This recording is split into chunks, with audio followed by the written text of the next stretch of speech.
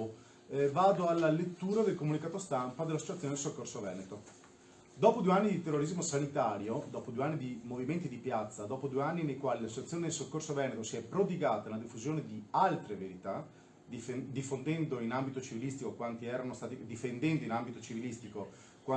colpiti dalla ingiustizia di Stato, attraverso multe, sanzioni, sospensioni e redazione del lavoro, è giunto il momento di canalizzare la nostra verità su chi potrà avere un megafono comunicativo istituzionale. Come associazione siamo vicini a più movimenti antisistema che si presenteranno alle urne del 25 settembre. In questi movimenti ci sono più candidati che appoggeremo senza avere alcun dubbio sulla loro coerenza con il nostro percorso.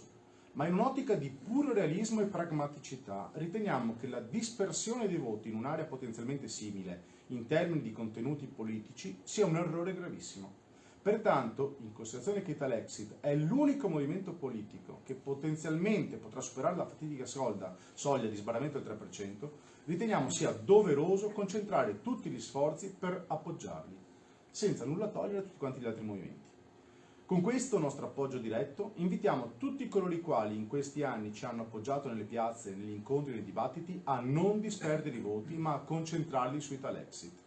Vogliamo inoltre rivolgere un accorato appello a chi del nostro mondo crede sia inutile andare a votare.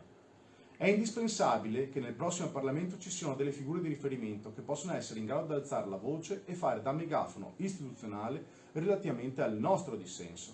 Riteniamo sia fondamentale avere, nei luoghi del potere, dei punti di riferimento che possano aiutarci nell'elevare la nostra voce. Il non voto non ci aiuterà in un percorso di liberazione, ma è prodromo a chi sino ad oggi ci ha ghettizzato. La gente come noi deve essere libera. È indispensabile andare a votare. Sulla base di questi elementi, l'Associazione Soccorso Veneto appoggia assolutamente Italexit alle prossime elezioni. Allora, come dicevo, è un endorsement da parte di entrambe queste due situazioni nei confronti di Italexit.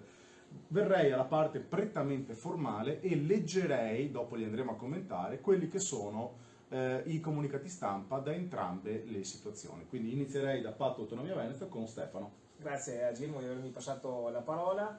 Buongiorno a tutti. Procederò con la lettura del nostro comunicato stampa per quanto riguarda Patto per l'Autonomia Veneto. Il movimento politico territoriale Patto per l'Autonomia Veneto con la presente intende palesare il proprio appoggio e sostegno alla lista e ai candidati espressi dal movimento politico Italexit. In un panorama politico disarmante, dove le prese di posizione da parte dei partiti nazionali sono inique rispetto ai veri problemi che i popoli italiani devono affrontare, Italexit si propone con istanze decise che nel prossimo Parlamento avranno la possibilità di essere ascoltate. Ci preme sottolineare che per quanto a noi sta più a cuore, ovvero l'autonomia del Veneto e di tutte le regioni che l'hanno richiesta, Italexit nel momento della stesura del programma politico ha chiesto al nostro movimento di aiutarli a redigere la parte di programma collegata dimostrando quanto questo argomento sia importante per loro. Così ha deliberato il direttivo di Patto per l'Autonomia Veneto all'unanimità.